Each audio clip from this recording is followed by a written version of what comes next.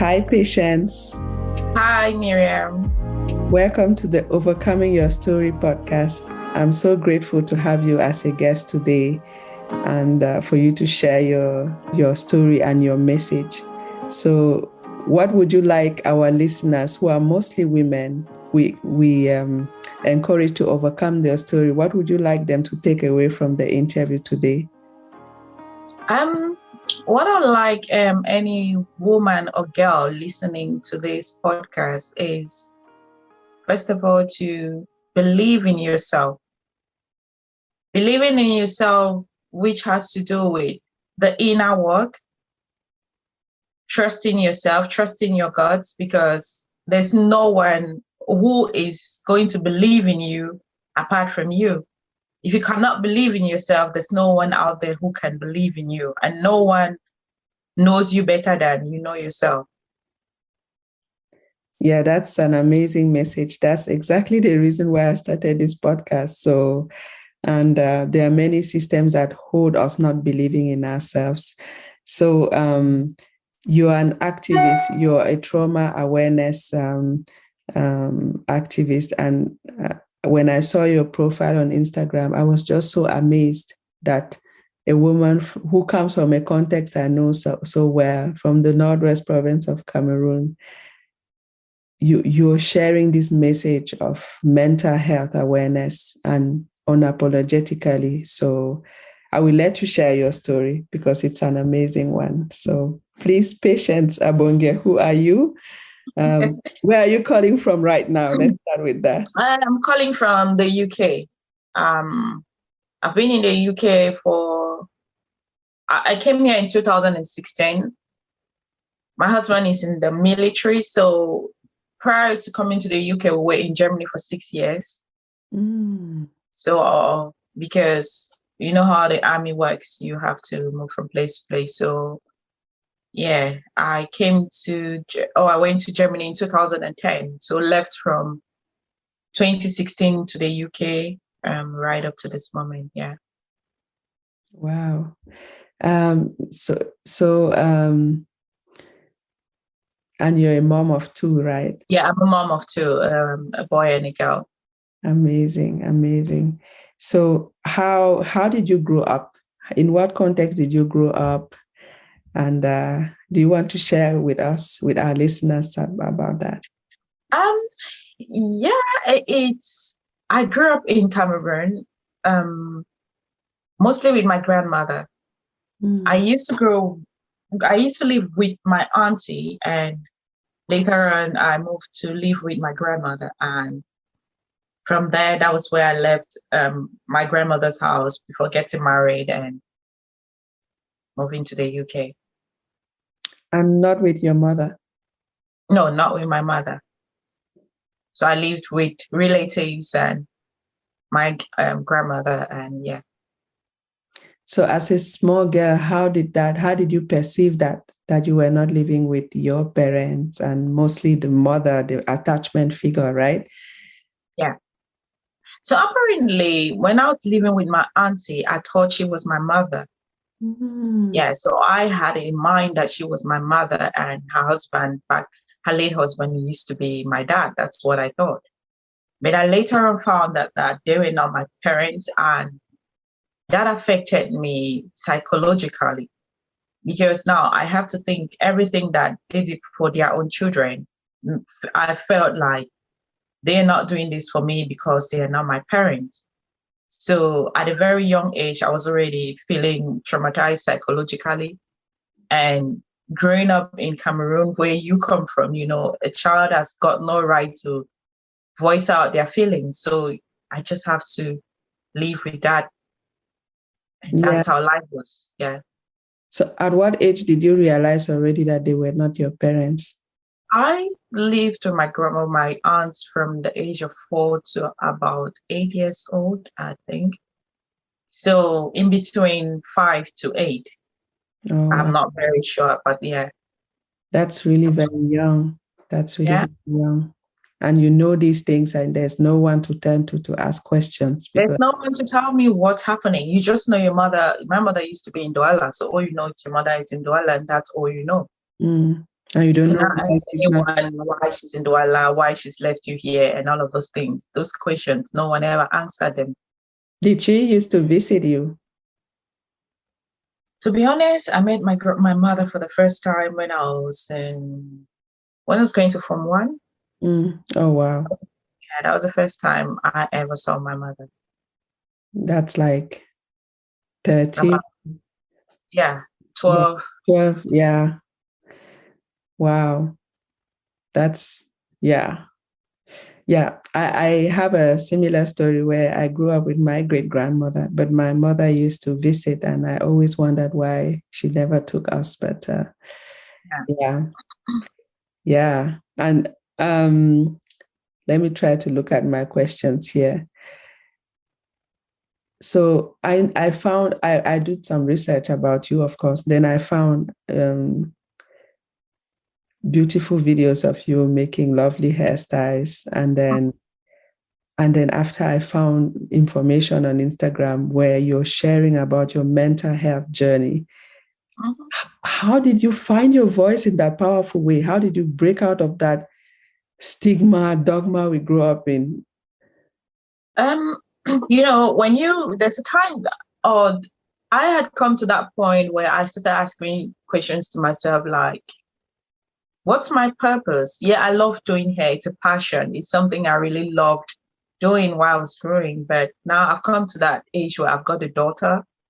I've got a story. I've got this dysfunctionality around my family and the African setting as a whole. So how am I supposed to bring up my daughter in this kind of a conflicting situation that I've got at hand?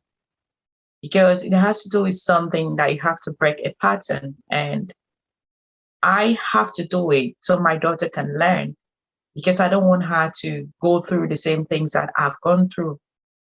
I don't want her to not be able to express herself.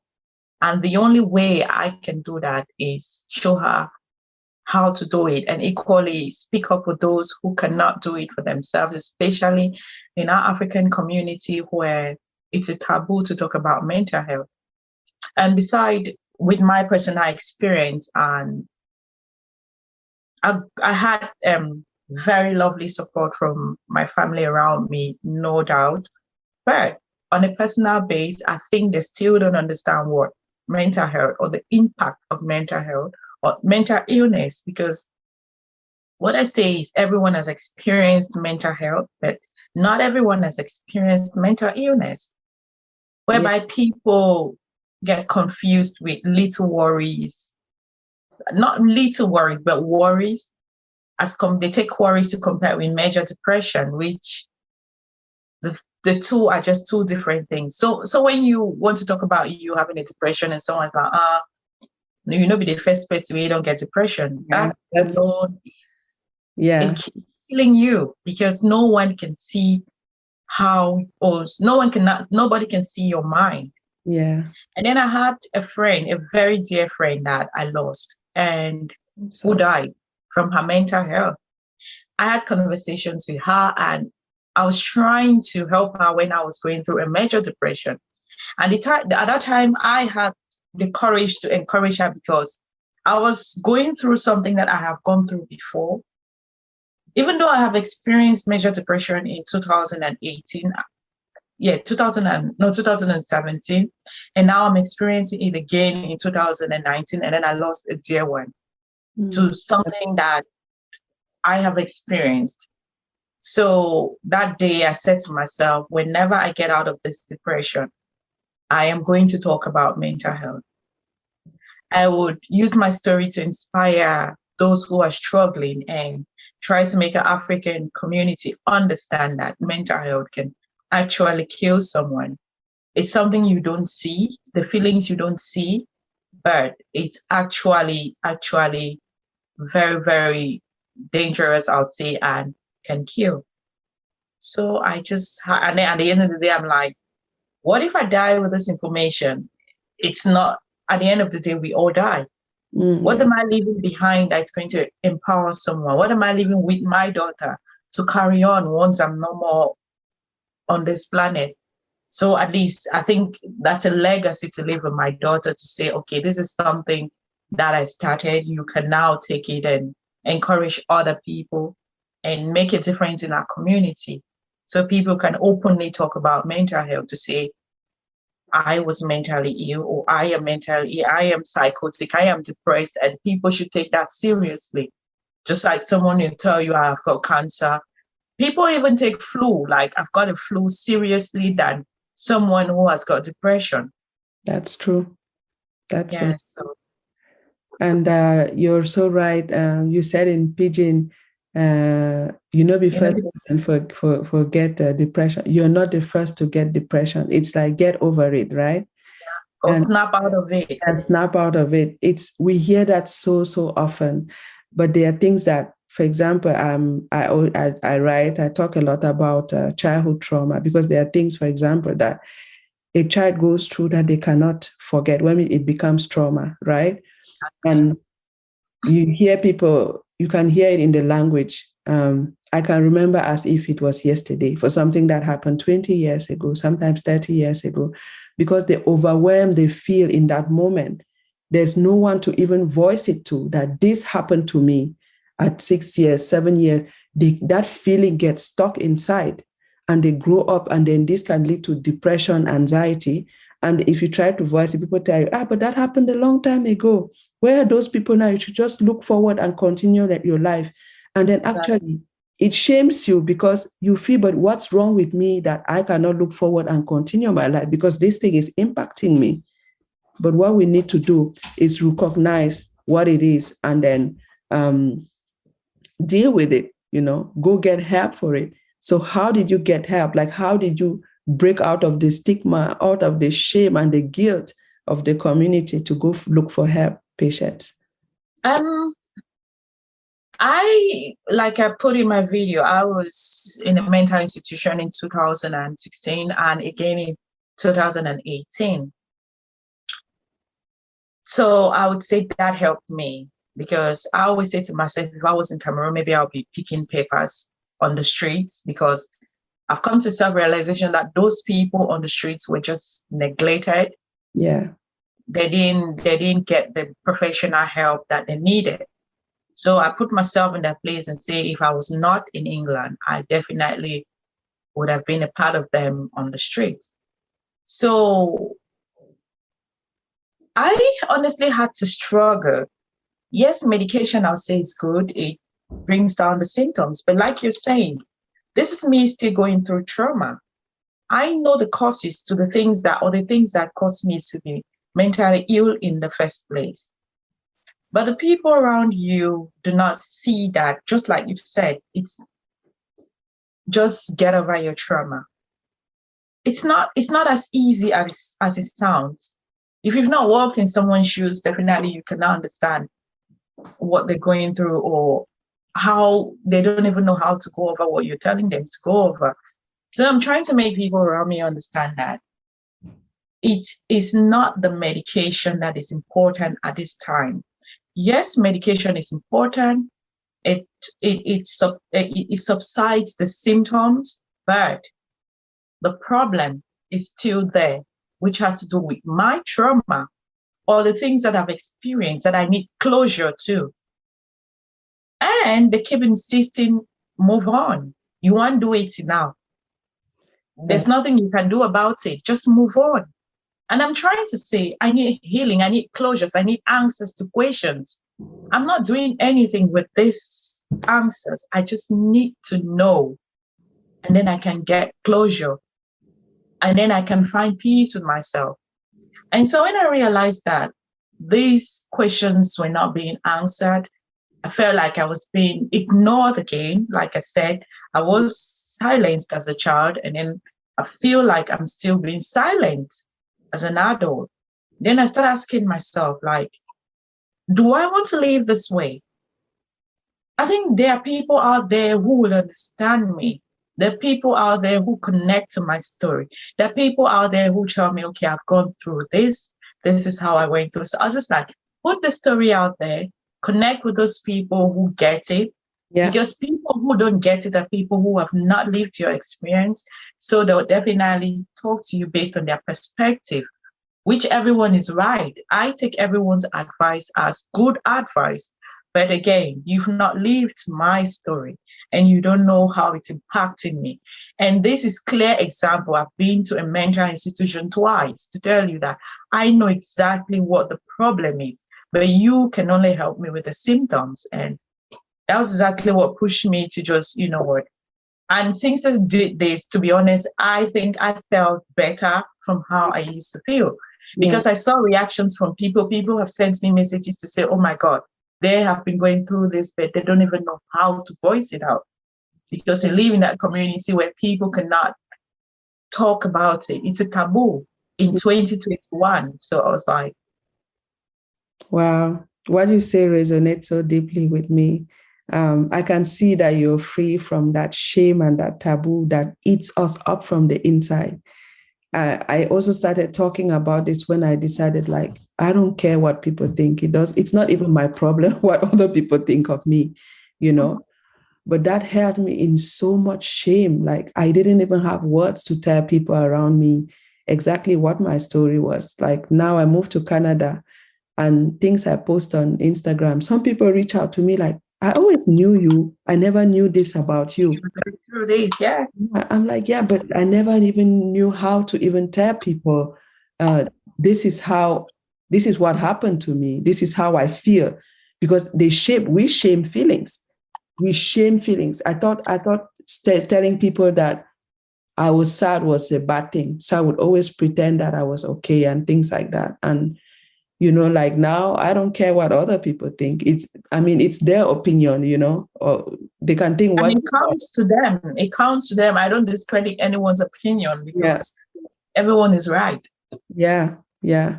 And it's so important that you speak up because we have to change this mentality of disregarding mental health. It's as if we talk about feeling someone is going to die, it's like the worst thing ever.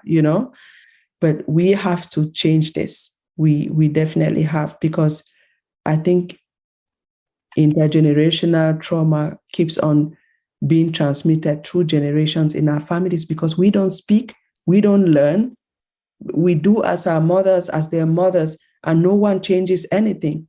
And some people. We are just comfortable with the past reality, which is definitely devastating in our community. It's not helping us. No, it's not. It's not. You can see in my family, there's no trust. People are not talking. There's a lot of separation, of bitterness, and it comes from all the trauma people have been through. They are not talking about it. Everyone is comfortable talking about their neighbor, their sister, but not about themselves.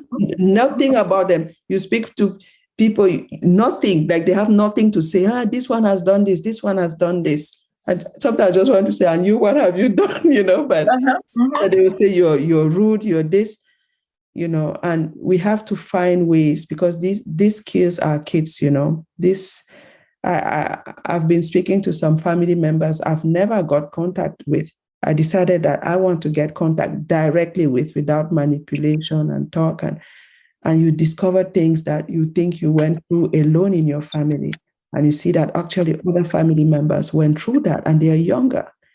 And I was thinking, if we share this knowledge, if we talk, these things will not continue. The same perpetrators will not keep attacking all the young women of the family because people silence it. It's the weight of what we others think. Can you talk about that? At a very young age, to be honest, I was that kid or that young girl who never really cared what people said. But it got to a point where, okay, now you have to be very careful what you say. You don't want to offend a family member. You don't want to offend someone close to you. Now I am very guarded on what I say. These are now the people that I am scared about. What would they think of me if I say these things? But I realized that at the end of the day, no one really cares. People don't really care as we think. You're just frightened for no good reason. And you being silent and feeling frightened, it's killing you. Whereas you're there thinking that the person that you're really thinking that, or the person you're really scared of cares, they don't care. So when I came to that self-realization, and like I said, at the end of the day, we all die. I looked around me and I see people who have inspired me, who have died. I think of when we die, we just cannot say anything. And when I die, everyone's life is going to go on. But what is that thing that someone would always remember me for? My voice. Not caring what whoever thinks or whoever says or whoever, because at the end of the day, people will talk. Those people who are talking are the people who don't resonate with your story. They have a different story. It is not your story. They don't relate, so they will talk based on what they know. If they don't know your story, if they've not lived your story, if they've not lived anything close to what you've experienced, those are the people who would bother, or people who would talk. And so I'm not talking to those people. I'm talking to the people who can relate. I'm helping the people who can relate and who cannot talk. And I don't bother about the people that talk because, like I said, it's not their story. So I had to come to that mindset, and you know what? People who talk are the people who cannot relate. Because anyone who relates to something would never say anything negative about that thing, especially if that thing is helping them, especially if that thing is encouraging them. So I just had to come to that mindset and just do whatever I want to do, so long as it's helping someone and not hurting anybody. Yeah. No, you're right. Your tribe is out there, and when they hear your message, they resonate, Yeah, when I saw your videos, I was like, wow, I have to speak to Patience. She, I could feel a deep connection to you and to your work. And I encourage you to keep going, because it's so important that we come out in the numbers and say these things out in the open. It takes time to be in that position where you can say it. And as you said, so many people cannot do it. Mm-hmm. I want to shift gears a little bit, because this is for my own personal interest, but I know I've been on this app called Clubhouse, and I've been in many rooms where a lot of young African women, they struggle with in their relationships to their mothers. So I wanted to ask, and I do struggle in my relationship with my own mother, Mm-hmm. So how did you make peace? How is your relationship with your mother? As our African parents are, they have a way to apologize to us by not coming out straight. No matter how much they've hurt you, it's hard. They are experiencing their own traumas. It's hard for an African mother. It's something new to them. It's something strange to them to come up to their children or to their sons and say, I am sorry. So in my personal experience, I had to come to that place where I was like, I had to understand, because I, at a very young age, had been asking, since no one was telling me who I was, I had started finding out answers. Asking the questions, being rejected. The first time I ever went into a crisis, partly was because I was trying to find answers to a lot of things around me, around my family, and I got rejected by some of them and was left all by myself and went to hospital, came out and stuff like that. So I had to come to that place where I had to do research on my own to understand a lot of things, whereby I came to understand that mothers can only give you what they had. And I had to relate that with my mother and her mother, great-grandmother, and I saw that lineage. I saw that that experience or that experiment happening in my family. And so I am, okay, mother is going through her own trauma. Mother does not even know how to feel the feelings because she's not educated on things like that. And so I am at the place where I can only understand my mother's trauma. I can only understand that she is going through something deep. Because if I have to wait for her to acknowledge those things, I would never speak up. If I had to wait to the point where she'll tell me, oh, I am sorry, I did, for an African mother, for something that is new, it's going to take me a long time to do what I'm doing now. Yeah. So I just had to understand that she doesn't even, or most mothers don't know that they are going through trauma themselves, because pain and suffering have been normalized in a society whereby people think it's okay to go through what you're going. You know, be the first person. You be the, so, you know. Yeah. But it's different with me. My story is different. I feel it differently. And I think I don't want to live in that. And I don't want to bring up kids in that. And I want young girls in the society to feel better from what I was feeling. So the relationship with my mother is just understanding her for who she is or what she went through as a young girl. That's amazing. Yeah. I think I found my voice after getting this shift too, because I was in the stance where I was waiting for her to, as a little girl, like, even though I was a grown woman, waiting for my mother to come, you know. And when I understood that that mother I was waiting for to come is not the mother I have. The mother I have is who she is.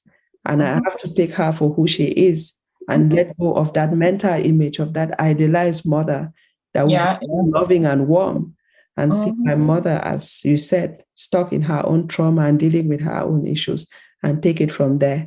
And then from there, I found freedom as a person, because then I don't need because that. you don't hold that grudge. No. The relationship, to be very honest, will not, because she cannot make up for 30 years or 30 something years lost in my life. Yeah. There's nothing I can do to get those lost years. And the only way I can move on, because what was holding me back is still that grudge, that anger, that, you know, why were you, all the blame games.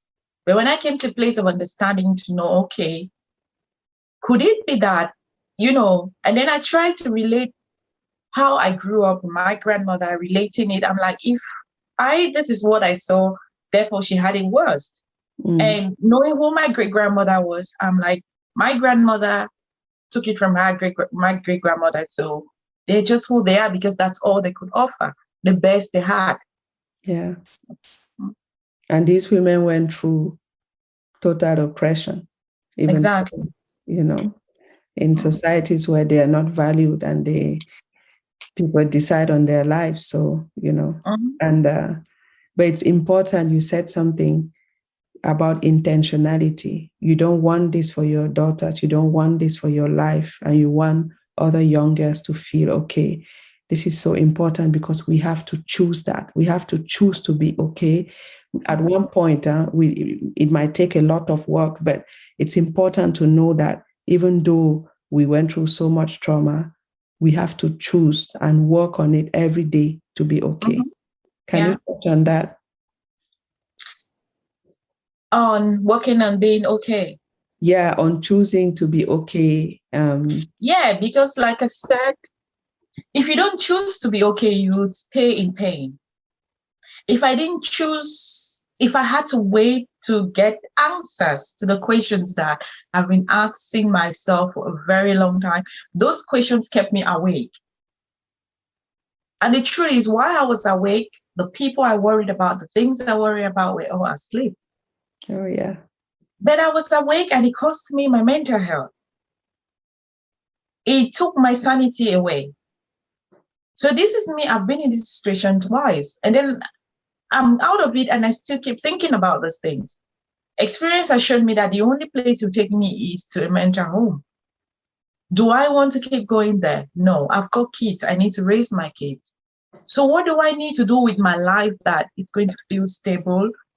Just me getting up to receive a message from someone, oh, you inspire me, makes me feel better because it's helping to heal me while I heal someone. I cannot say I'm 100% healed. I am healing. I am healing while helping someone heal. I am healing while helping someone gain their voice. So that's the best I can do at the minute. Yeah. Wow, amazing. Yeah, I'm also in that process, healing while helping others heal. Yeah. So now how do you take care of your mental health on a day-to-day basis? The first time I went into a crisis, that was in 2016, and it took me a whole year of major depression. Like I was in deep depression where I could count from, it's not literally, but I could count in my head for 1 to 100 just to get a leg out of bed. And I mean it. So before I get out of my bed, I have to do 200 counts in my head, 100 for the first leg, 100 for the other leg. And then I had to put an alarm for everything. Even to brush my teeth, I needed an alarm. So I was living with an alarm clock. And then it got to a point, and then I took this medication that made me so bad. Like I went to hospital in November. I left in December. And I left from a size 8 to a size 16. Oh, wow. In that 1 month. I was majorly depressed and depressed on depression, I can say. Looking at myself, putting those pictures side by side, it was, but I'm this person who has never, ever given up. I was in a situation where I saw no hope. I was in a situation where I saw no light. Like if you have ever experienced major depression, then you know what I'm talking about. You don't even see any hope for the future. But there was this deep feeling within me. It was like, you know what? You cannot see any hope, but you will be okay. I don't know how, because that's the mentality I've always grown up with. Like, okay, this is hard. And for somehow it always worked for me. I cannot make my way out for this, but I believed that was going to happen, and it happened. So I still had that belief. And I started looking for ways of how I was going, because to me at that time, the only thing that could give me confidence was going back into the, I'll share those pictures because this week is actually, from the 10th to the 16th is actually mental health week. So just to, inspire someone out there to see the difference of how I was and how I went to that, I came out and then came back to that same size, because that was my goal. Like, the only thing that I'll know that I've done something great for myself is getting back to who I was from what I am now. And so I started exercising at that time. You lose motivation for everything. Because even before going into hospital, I used to exercise every day. I went for a run, I went to the gym, I did Zumba and all of those things. And now in this depression, I had zero motivation for anything, even eating food. Sleep was all I did. So with this size, I started doing research, and I finally had to do, I stumbled on a video with this guy who was doing water therapy. And I did that. What is that? And it worked. Water therapy, you just have to do water therapy where you detox your body, and it actually worked for me. And at that time, I shared that picture. But I never told the story behind that picture. This was a surprise. What happened? How did you lose? People were interested in how I lost the weight, but they never knew what caused the weight in the first place. But I shared with other ladies, I'm like, I did my research. You can do your research before you do this. I can encourage you or motivate you on doing this, but I did it for a reason, and I did all of my research before doing this. So I did a water therapy for close to a month, and I went back to that size. And then later on from there, I started doing back my exercise, running like 10 kilometers almost every day. And then I went back to hospital again. Oh. And then I came back with another weight that I had to go back to that position again. So the second time you went to hospital, Was it for the same reasons as the first? Yeah, psychosis, bipolar, anxiety, and all of that. Yeah, the same situation was what I faced in 2018. So I came back, and I just feel like if I look at myself, like I said, I've come to a place where I think I am the only one who can give myself the happiness that I deserve. And part of it is how I look.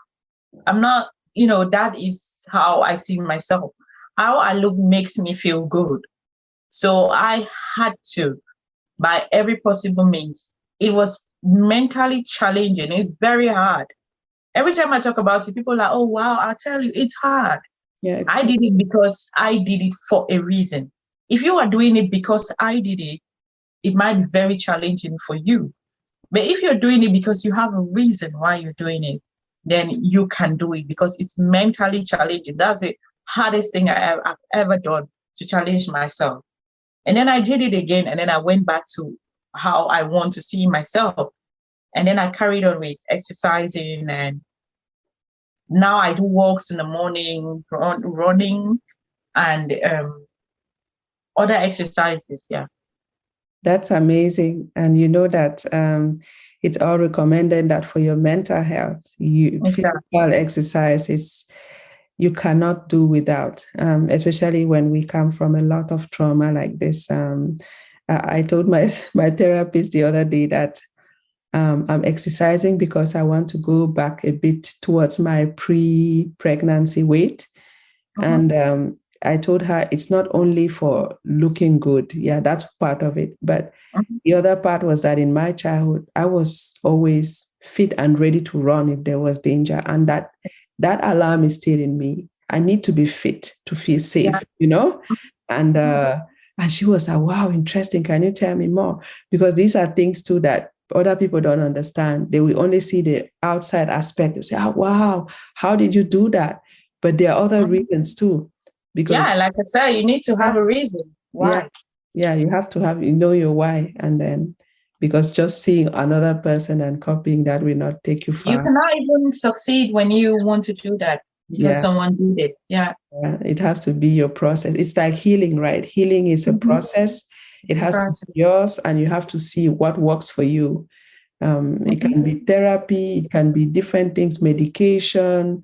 For people who are still deep in shame, maybe just talking to a close friend first, Oh, yeah, talking. I found talking really, really helpful, because prior to going to hospital in the first ever time, I had stuff stored in me, like it got to a point. I always say it got to, when you shake a Coke bottle and it explodes. That's how I got to that point. I always say my head is like a computer, and the computer just crashed. That, like, I would never ever tell anyone what I was going through then. Like, never, close friend or not, I will not tell you. You might know the basic, but the real important things that are really killing me, I will not tell you, because I was never brought up to speak up. I was made to understand that my voice doesn't matter. I was made to understand that I am not worthy enough.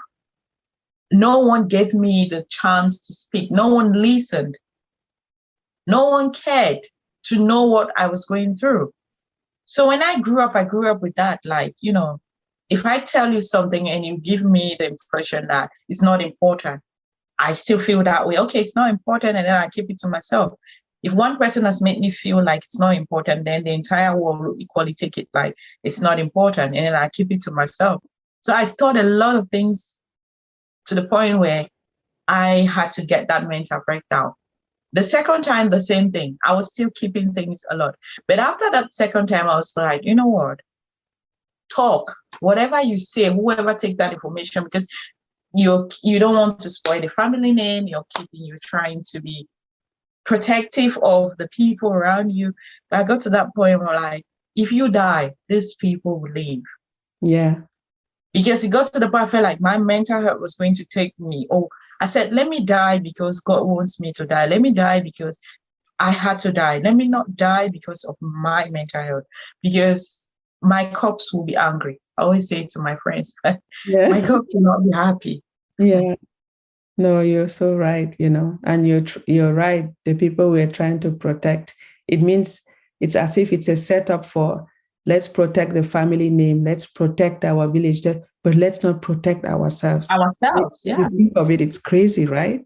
Mm-hmm. Because the first person you have to protect is yourself. Yourself. But because of society, family, community, And we are taught to not even love ourselves, to not connect to ourselves, so that we stay slave to the family and what. the problem with children, or with us who are traumatized, is the fact that you even get to the point of a mental breakdown is because there is that negligence when it comes to your mental health, from yourself, from the people around you. From yourself, because you've not come to that awareness that you need you understand, to love yourself, which has to do with, first, not caring what people say. Second, speaking to yourself, telling the truth to yourself. I never used to tell the truth to myself. I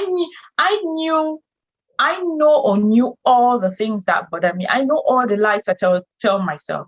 I pretend out there I'm happy, but that's a lie, because I know for a fact that I'm not happy. But I'm just trying to paint that image out there for everyone to say, oh, she's looking happy, oh, all is well. No, all is not well. And Patience, we are even encouraged to paint that image. My mom used to say, and it's something like, it doesn't matter if you're not doing well, as long as everybody thinks you're doing well. I'm like, exactly. It matters. Yeah. So it's up to you.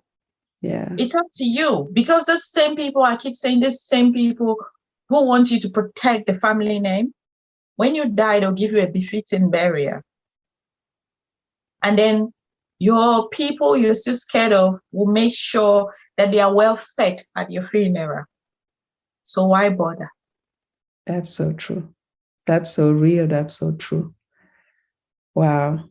So how was it for you becoming a parent? Because I faced a lot of challenges on that front. I don't know.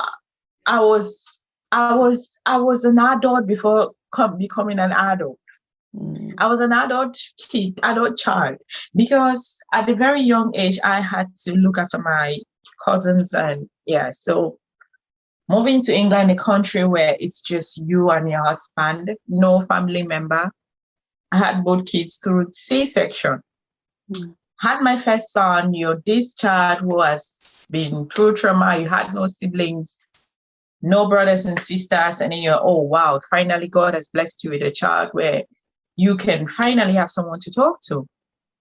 A year and a half, you find out he's autistic. Oh.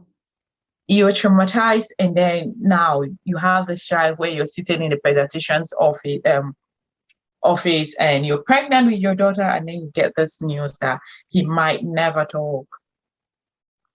So I think that is when I was already traumatized. I was depressed in the past, but I think that was the beginning of my breakdown, because I was going through depression that at that time I had not given my pain a name. Like, I had not given what I was going through a name, because I did not know what I was even going through. But all I knew was I was crying almost every night when I had my daughter, because I'm thinking. And then I had these overwhelming messages online where you see, oh, some children might never talk, their siblings might be the same, and you're pregnant and you're thinking, oh, what if your daughter never talks? What if you have what if in your head for 9 months? So it was really, really tough. It was really tough for me, and doing it all by myself with my husband and no family around was something really tough. But we overcome those things and we move on. Yeah, I know you're a fun mom. I saw you guys singing on Instagram. Yeah. Yeah, that's nice. That's nice. Oh, Patience. I'm so grateful for this interview. So what last thoughts do you have for our listeners? We are about to wrap up.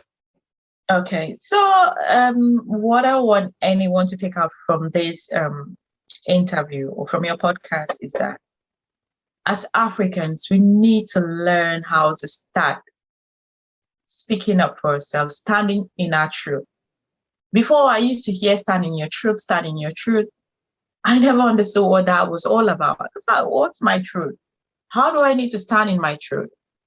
Standing in your truth is setting yourself free from those things, the taboo, the things that people think are taboos, those experiences that you've gone through that society, the community think we cannot talk about them because it's supposed to be an African traditional thing where you should not talk about them. So we are forced to be silent. So we have to learn to start using our voices. We have to learn how to love ourselves. It's very important. This, like I said before, I used to think love yourself or self-love was buying clothes and looking good, but I realized that I was looking good on a mess, like putting good clothes on a mess. Oh, wow. That mess, which has to do with the things that I was going through that people never saw. Because when I put out that story, a lot of people were shocked. People who knew me from childhood, my classmates were like, oh, wow, okay. I have always been that little girl who looked good because I had aunties who give me these nice things. And so I used to give this comparison. I was like Cinderella from a glass house. You would never ever know that I was going through anything just looking at me physically. So that was how I defined self-love back then, looking good for people to think everything is okay. And then you shut the door and you're dying inside. No, self-love is being happy from within, knowing that this is me, this is my story, I own it. I'll be happy if this story is helping someone. I'll be happy if I'm making use in a positive way with this story.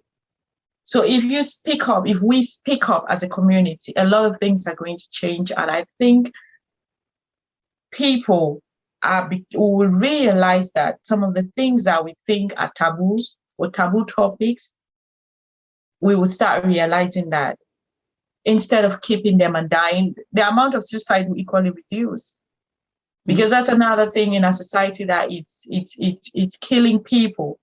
Another reason why I had to put the story out there is because, I am on social media. I was doing hair, but I came to realize that this hair, like I said, it's a passion. I still do it, but I've taken that to the background. Like, no, I need to help people with something that I think I've read ignorant comments when someone commits suicide.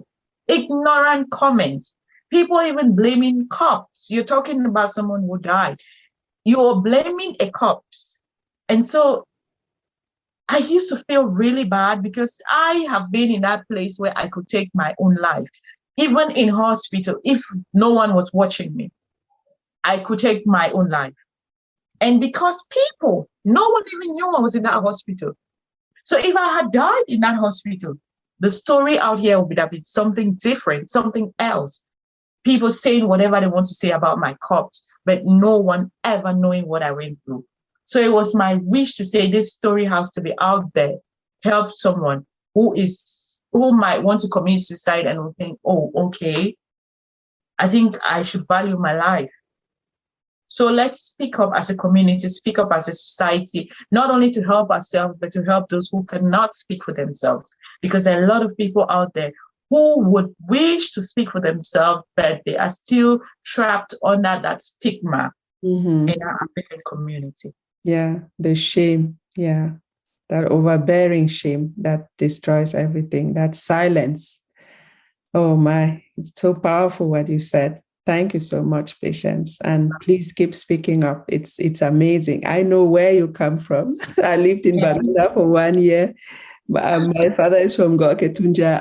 I really understand the context you come from, that when you stand like this and say, this is my story, wow, like you've broken so many barriers, and your children will definitely be proud of you, and you should definitely be proud of yourself. So thank you so much for this interview. I'm really, really thankful. Yeah. All right. Thank you so much for having me on as well. You're welcome.